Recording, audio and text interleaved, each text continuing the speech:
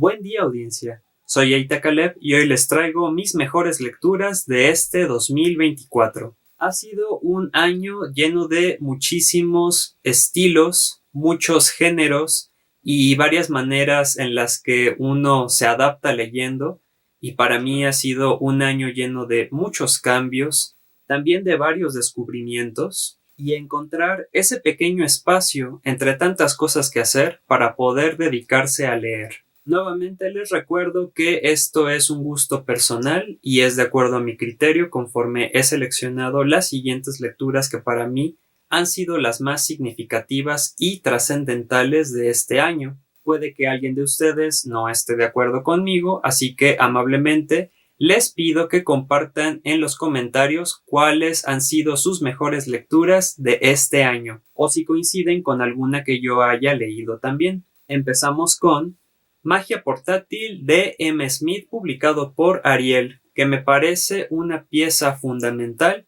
para cualquiera que se esté acercando a los libros, porque M. Smith nos va a hablar en esta historia contada a través de los ojos del libro como objeto, los procesos en los cuales intervino el libro para generar un cambio social, cultural o personal. A lo largo de estos extensos capítulos nos enteraremos de cómo el libro ha sufrido diferentes transformaciones y cómo también ha sido utilizado para diferentes actos revolucionarios que hasta la época de hoy se siguen viendo de una manera cada vez más palpable. Este libro lo conseguí en un sorteo que organizó mi gran amigo Oscar de la librería Gandhi. Sigue Kwaidan, Cuentos extraordinarios del Japón, de Lafcadio Hearn, editado por, ya saben, El Barco Ebrio Ediciones. En esta colección conoceremos diferentes historias alrededor de figuras fantasmales, un tanto demoníacas y sobre todo, muy importante, las maneras para combatirlos, además de una serie de 3 ensayos que versan sobre la presencia paranormal en los insectos. Lafcadio Hearn, sin dudas, fue alguien que se nutrió bastante del folclore japonés, y es gracias a esta edición que recoge El Barco Ebrio que conocemos ese otro mundo oriental en el que lo sobrenatural convive con toda la humanidad. Y como detallé en su respectiva reseña, viene acompañado de ilustraciones de Gerardo Koyak, que son increíbles. Este libro me lo mandó la editorial, ya que yo realicé una colaboración con ellos para publicar Todos ellos Regresión, que pueden conseguir a través de mí o en su propia página de Facebook. Seguimos con Una cuestión personal de Ketsaburo Oe, publicado por Anagrama, y siendo una de las publicaciones que Anagrama ha dejado muy en el olvido. Alguien, por favor, etiquete Anagrama además de mí. Considero que es una novela que se aproximó bastante a un thriller psicológico en la cual conocemos a Beard, cuyo hijo padece de una condición en la que es indeterminado su resultado, y entonces la responsabilidad de si el niño va a morir o va a vivir recae en Beard, y en toda su serie de cuestiones personales, psicológicas, traumáticas y de ansiedad social a las que el pobre se ve sometido frente a una decisión que puede marcar el rumbo de su vida. Tenía muchas ganas de leerlo, no me decepcionó en absoluto y me parece sumamente angustiante y asfixiante. Este libro lo encontré en una de tantas ferias de libro de la Alameda que se realizan este año a un lado del Palacio de Bellas Artes. Casi en la misma línea y curiosamente en la misma feria me encontré con Herido de Tabitha Suzuma, publicado por la editorial Oz. Esta novela, junto con la anterior, eran las que yo ya tenía muchas ganas de leer y de conseguir, y fue toda una fortuna encontrarla en aquella feria de libro. Esta historia nos habla acerca de Matthew Walsh, un nadador profesional que ya pinta para volverse un atleta olímpico, pero que, después de cierto viaje, hay algo que se transforma en él. Hay una situación íntima, profunda, que lo empieza a afectar y él ya no ve la vida como antes. Esto me parece un gran ejemplo de cómo juntar una novela juvenil poderosa con un thriller psicológico muy bien escrito y que logra narrar un proceso depresivo con una finura muy destacable. Continuamos con Kentucky's de Samantha Schweblin, publicado por Literatura Random House. Y vaya que este libro me sorprendió bastante por esa agilidad con la que entrama una serie de historias conectadas con el hilo conductor de estas mascotitas llamadas Kentuckys. Una especie de amigo virtual al que algún usuario anónimo se va a conectar para poder ser testigo de todo lo que se hace en la vida diaria, con una mirada bastante voyerista que recuerda al mejor Black Mirror. La ciencia ficción se muestra cada vez más palpable y presenta también estos dilemas sobre la regulación de estas nuevas tecnologías que poco a poco se van volviendo cada vez más transgresoras con nuestras vidas. Este libro me lo regaló mi hermano por mi titulación y lo vi recomendado en el canal de Caverna Soledad. Seguimos con El silencio y los crujidos, Tríptico de la soledad de John Bilbao, editado por Impedimenta. Aquí conoceremos 3 historias que están conectadas con el tema de la soledad, específicamente enfocándose en el tema de convertirse en un ermitaño, ya sea por una convicción espiritual, como lo es la primera historia, donde un eremita se va a encontrar con otro eremita y va a existir una especie de lucha, de celos, entre ver cuál de las columnas recibe más personas y cuál de las columnas recibe más elevación al cielo. Como lo puede ser por un descuido, como el caso de la segunda historia, donde un biólogo es abandonado en un tepuy y su única compañía es una boa que lo está acechando. O como puede ser la tercera, que me pareció más Black Mirror. Este año he leído muchas cosas que tienen que ver con Black Mirror, curiosamente, donde el inventor de una página bastante cuestionable se decide recluir por convicción social y para evitar algún conflicto en una torre gigantesca a la cual solamente puede acceder su nueva secretaria. Vaya manera de desentrañar la soledad. La persona que me regaló este libro la estaba pasando muy mal en su vida, entonces yo espero que de verdad la esté pasando lo más tranquilamente posible, sobre todo en estas fechas tan complicadas. Seguimos con El clérigo malvado y otros relatos de Howard Phillips Lovecraft, editado por Alianza Editorial. Alguien, por favor, etiquete aquí a Alianza Editorial a ver a qué hora se decide por volver a publicar esta maravilla. Y por favor que ya no ocupe esta tipografía que me recuerda a la fuente que usaban para los títulos del Chavo del Ocho. Gracias, David. No me había fijado y ahora ya no puedo ver El clérigo malvado, dirigido por Enrique Segoviano. Este volumen compila tanto los relatos iniciales de Lovecraft como sus siguientes aproximaciones hacia lo mágico, en donde el autor ya estaba definiendo un estilo propio, además de recoger ciertas colaboraciones que tuvo con otros autores, en las que fue destacando su trabajo, desgraciadamente, a nivel póstumo. Un excelente volumen que yo ya quería leer desde hace mucho tiempo. Este libro lo conseguí en la librería Tarántula. Continuamos con La Flor de Fuego de Alba Quintas Garciandia, publicada por Nocturna Ediciones. Esta novela juvenil se ambienta durante los sucesos de la masacre de Columbine en Estados Unidos y sigue de cerca cómo John, uno de los jóvenes que estaba dentro del círculo de populares, accidentalmente se va involucrando con los 2 perpetradores de esta famosa masacre.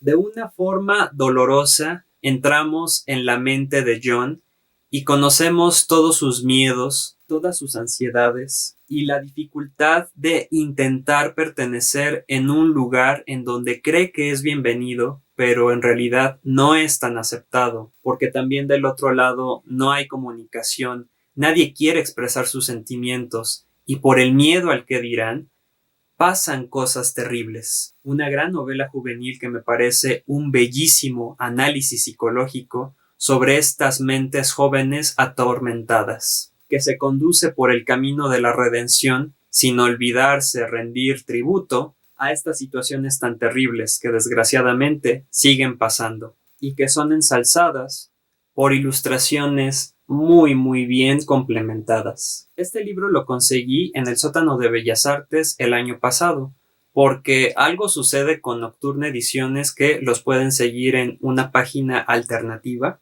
ya que el distribuidor tuvo ahí una situación extraña, entonces los libros de este editorial ya solamente se alcanzan a ver en ferias de libro. Continuamos con una de las sorpresas del año y con un libro que me parece que se ha vuelto un indispensable para mi vida, y es Tiempo Desarticulado de Philip K. Dick, publicado por Minotauro. Y aquí nos enteramos de cómo Rhaegal Gum, un hombre que vive tranquilamente su vida, ganándose un juego de dónde estará el hombrecito verde, que aparece en un periódico semanalmente, ha amasado una gran fortuna con cada premio, hasta que llega el momento en el que se empieza a cuestionar su realidad y qué es lo que en realidad está haciendo cuando manda sus resultados al periódico, y por qué él es el único que gana, y por qué de repente todos son tan felices, y por qué de repente no puede escapar de donde se encuentra. Este libro sirvió de inspiración para la película del show de Truman, protagonizada por Jim Carrey, y que nos muestra esa parte del ser humano que está enfrentándose a la irrealidad, espacios liminales, paranoia, psicosis y conspiraciones muy profundas. Me parece un libro visionario y que no debería de faltar en cualquier biblioteca. Está por demás decir que es el primer libro que leo de Philip K. Dick y me parece también una muy buena introducción para iniciarse en su prosa. Este libro lo conseguí el año pasado gracias a la página de venta de libros y cómics CDMX, que surte libros de ciencia ficción, terror y contemporáneos, sobre todo porque por un tiempo este libro estuvo inconseguible. Seguimos con La glándula de Ícaro de Anna Starovitz, publicada por Impedimenta. Aquí conoceremos diferentes historias que se sumergen en un terror con ciencia ficción social, que encuentran su camino para introducirse en la vida cotidiana y muestran con un telescopio lírico los alcances y pormenores que puede tener la tecnología en un futuro no muy lejano, manejando incluso la experimentación con híbridos, la transmutación de conciencias hacia otros cuerpos para vivir otras vidas, la extirpación de una glándula que inhibe el impulso sexual, un horror cósmico moderno, y tablets que controlan a los niños. Siendo la primera vez que leo a esta autora, me parece un descubrimiento absolutamente recomendable. La persona que lo estaba pasando mal también me regaló este libro. Continuamos con Teoría y práctica de la adaptación de Robert Stamp, publicado por la UNAM y el CUEC. ¿Cuántas veces hemos visto en comentarios o incluso videos largos dedicados a intentar explicar el fenómeno de las adaptaciones de libros a películas, con resultados más venenosos que los anteriores si nos metemos y escudriñamos varios comentarios en mayúsculas, degradando la película con una cuestión moral, sin una visión objetiva, sin una claridad del por qué se llevan a cabo estas adaptaciones? Este libro, así como está de chiquito, es la Biblia y tiene todas las respuestas. Robert Stamp somete esta gran lucha entre libro y película con una serie de análisis determinado por varias fuentes y observaciones en las que alguno de los posibles resultados de interpretación, porque hay varios aquí de donde uno puede seleccionar pertenecer, es que las películas logran hacer que el libro sí o sí se vuelva popular. Es un libro al que le he tomado muchísimas notas en una libreta especial y que clarificó bastante mi visión respecto a las posturas tradicionales que están en contra de las adaptaciones de libros a películas, y me sentí muy satisfecho de conocer otros puntos de vista que abren la mente. Este libro me lo conseguí en la Feria Internacional del Libro del Palacio de Minería en su edición del 2020. Continuamos con Circe de Madeline Miller, publicado por Alianza de Novelas. ¡Qué novelota!